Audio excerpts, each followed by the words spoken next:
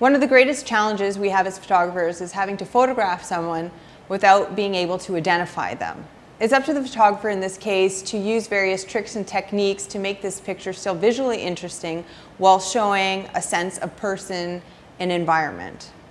So today I'm going to tell you about 3 different techniques that I use when faced with that challenge. One of the most common tricks that we use is the silhouette. You can use a window, you can use the sun, you can use a studio situation like we're using here. But what they all have in common, and the most important thing to remember, is that the background is much brighter than the subject.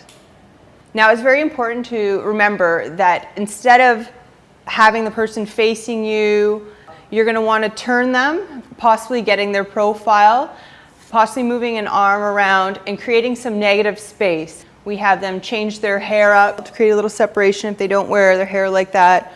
Sometimes you put a baseball cap on them. Sometimes if you think that their profile is too recognizable, you might not use a total straight on like this. You might turn it a bit and then you lose the profile.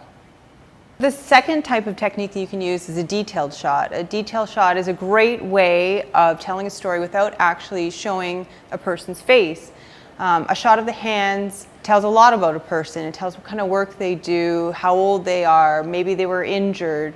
The detail shot doesn't have to be of the hands. It can be anything about that person. It could be, something that makes up their religion or their culture or their age or their environment. Just something that gives you a little added detail to who that person is without having to show their face.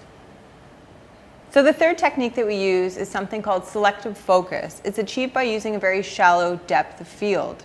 So in this case, the person can be in the photograph, but they won't be in focus. What will be in focus is the object that you've chosen in the foreground or the background that relates to them and the story you're trying to tell.